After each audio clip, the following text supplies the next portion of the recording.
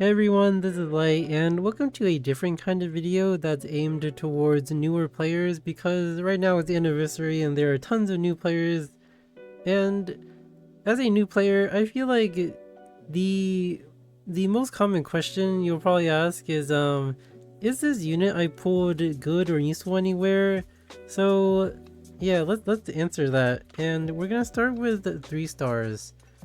So welcome to my 3-star units that are actually useful guide.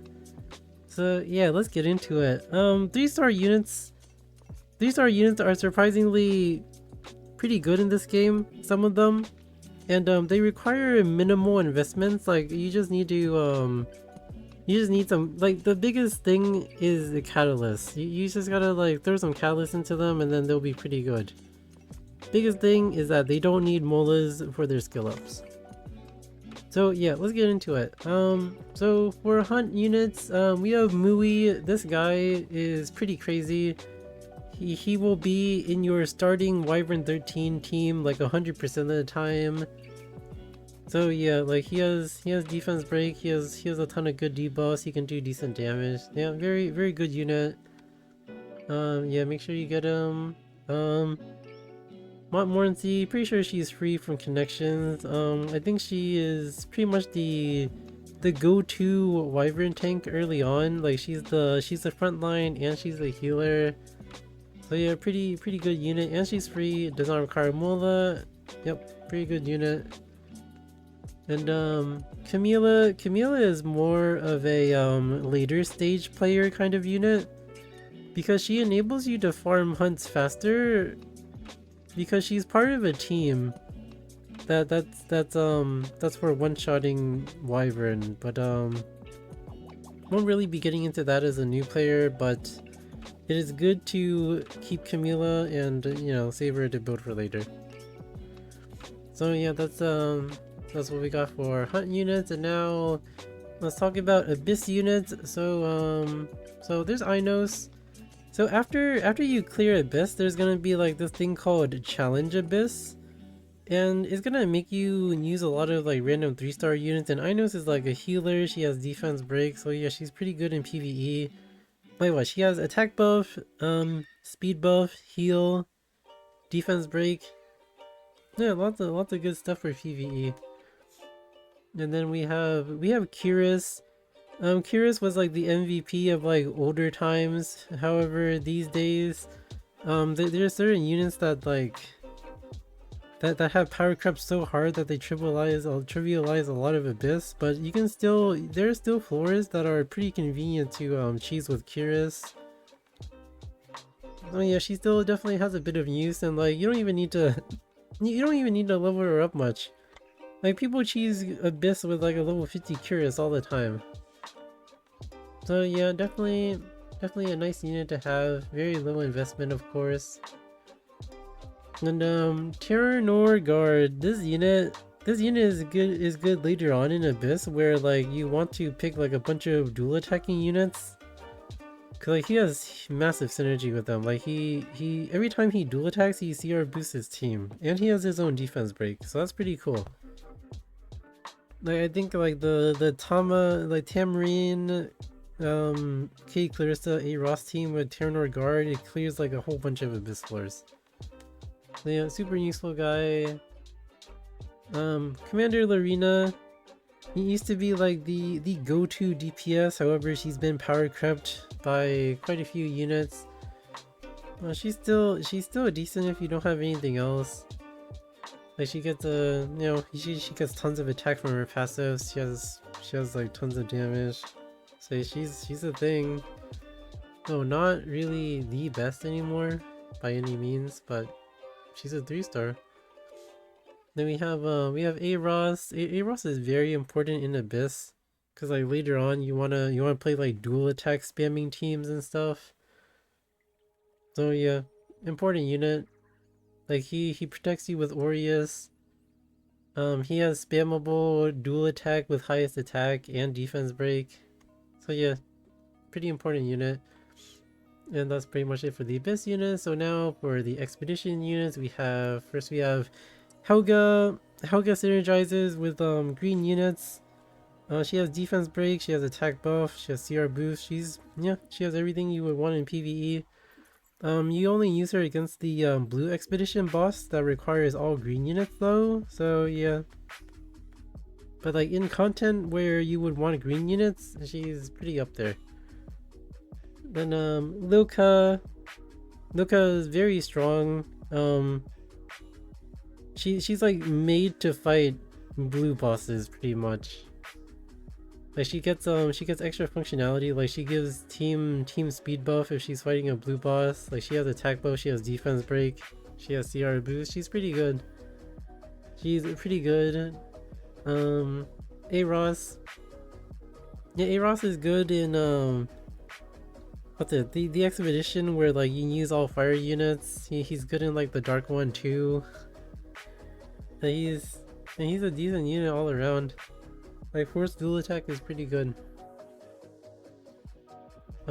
Hazel is also good for the boss that uses all fire units. She has a lot of other use that I'll cover. But yeah, basically any content where you're fighting a green thing, Hazel's gonna be good. Like she has super synergy with fire units.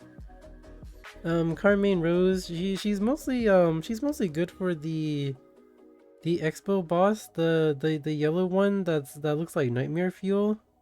And like she doesn't have a passive, and that boss like punishes units with passives. So she's kind of like a premier DPS for it. If you wanna if you want to eventually like beat it in one go, you probably need Carmine Rose. I mean she's decent if you need that kind of expo team. Ruzid is like a worse version of Loka. But if you don't want to build Loka for some reason, Ruzid can fill her slot. But yeah, I'm pretty sure Ruzid got straight up power crushed by Loka. And Commander Lorena, you can use her in like the expo with like the dark element boss for sure. But that's kind of it. Camila, Camila, yeah, she can force dual attack basically every turn, and she has defense break, so she's really good at beating up that dark boss. And like anything that doesn't like penalize for being like not an element. So yeah, Camila, yep, dual attack is very good. Mui, you can use him for like the like brutal Ferris, like whatever that boss is called that you use a bunch of blue units for. Yep, and then we have the Rift units. Bernard is the go-to healer for Rift, cause like Decina is not that good. Ray's a 5-star option. You probably don't want to dump Molas just for Rift. So yeah, Bernard is like the go-to, very resource friendly option. But unfortunately, later on, you actually replace him for another DPS because like you don't need a Soul Weaver anymore. But until then, he will serve you well.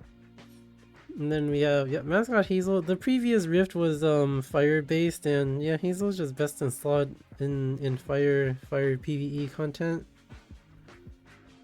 Very good unit. If Rift ever comes around again, I'm sure she'll be best in slot again. And yeah, she'll be best in slot in any fire related content. And with that said, Mascot Hazel is still right here because she is the best healer for the bottom left boss. Minus Tamarin because you need to use Tamarin for another boss. So yeah, Hazel best in slot for the bottom left boss, and then we have Hustle. Hustle gets stronger every time like an enemy like extra attacks you or counter attacks you. So yeah, she's a thing. She's a thing for Queen. Although later on, I don't think you get much use of her early on, like as a newer player, because like Hustle is more for like enabling you to auto battle Nightmare Queen eventually. But she is good to have a copy of for sure. Like I know like a lot of people will like recklessly fodder their 3 stars. Like I don't have a Hustle, I'm pretty sure. And I kinda want one, but yeah, unfortunate for me. So yeah, she's a unit to keep an eye for. Lorina's a good DPS in the top left boss, cause like it doesn't really care about element. Yeah. A Ross, he's good for the top left boss again, and he's also good for the bottom left boss too, cause he's a fire unit. And Suthin, this guy is good for the top left boss because he actually applies a lot of debuffs and he buffs himself up quite a bit with his passive. And like the top left boss debuffs are very important for killing those little spiders. So yeah, that's it for the raid units. Carrie can also do the top left boss, so like she's kind of whatever. She's okay. She's okay if you have a Vissel Crown, I guess. Yeah, I guess. Yeah. And then we have Holo Trials. The current Holo Trials, Penelope is good in it, but I don't know if Penelope will ever come back. Who knows? Good chance she will. Like with Holo Trials, like the random PvE stuff, like you never know what units could be good.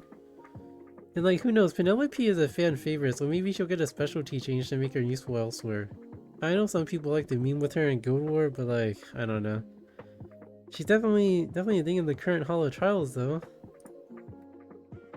And then we have units that have potential in World Arena. So as a new player, you won't really be caring about this too much unless because like, you know, you can do anything for your master's push, but Amiki will probably be very strong in World Arena whenever her specialty change comes out. Like she's just like an immortal nonsense unit. And she'll probably be decent. I wouldn't build her right now, but like I'll have her. I would have her like, you know, on the bench waiting. Aiden is definitely probably the strongest RTA unit as far as 3 stars go. Like even in lower ranks, like yeah, Aiden's still decent. Like the Aiden Arrow combo is definitely a very strong combo. Like you can probably spam this, and you can probably spam these two to Masters RTA pretty easily. So yeah, Aiden very good in PvE. She's also really good against she's also really good against Queen in raid.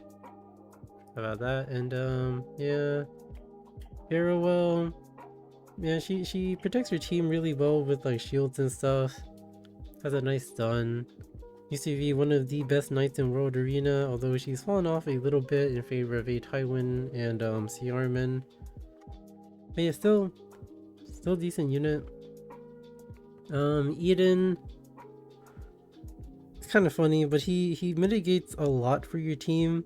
Like he has a 30% damage redirect, and you can like give him an artifact to like reduce even more damage. Some top players pick him, but he's a thing. He's worth having. Maybe not worth building right now, but in the future probably.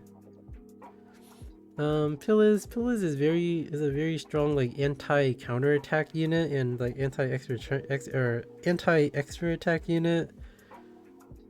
Yeah, she mitigates tons of damage from that. Yeah, decent.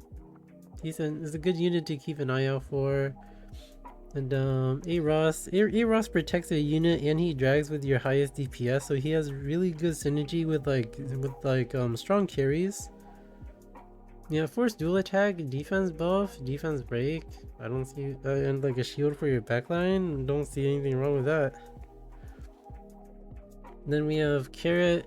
Carrot used to be really strong in RTA, but she's kind of fallen off for like 2 years now, but you never know. She used to be very strong. Maybe she'll make a comeback one day. But it's okay. It is. She's a thing. I wouldn't like hurry to build her or anything. She's okay. Guild War. So in terms of like Guild War offense, Doris is really good at soaking up damage. She takes reduced damage from dark units. She gives a defense buff. She heals a lot. She heals a lot with Rod of Amaryllis. So she'll be really helpful for surviving in Guild War. like with her defense buff too. And Christie's really good in Guild War because you can use her to give someone ER, and mostly Arya and Emil Ken, because they can like 1v4 teams as long as they don't get debuffed. So Christie is pretty good at supporting them for arena offense. Yup. And then Shadow Pillis, a lot. Typically Guild War units will be very RNG counter based, and Pillis just mitigates a lot of that damage for you. So yeah, Pillis like as an Orius Knight, very good for Guild War offense.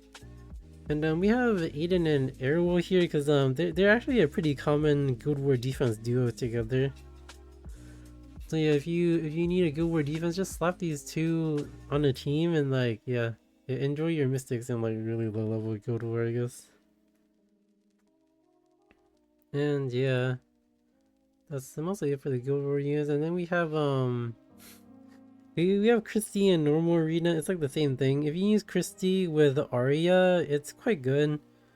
Use Christie with Arya to prevent her from getting debuffed, and yeah, she was just 1v4. And yeah, that is pretty much it for all the good 3 stars in the game. Let me know if I missed anything, and I hope it was helpful, and thank you for watching.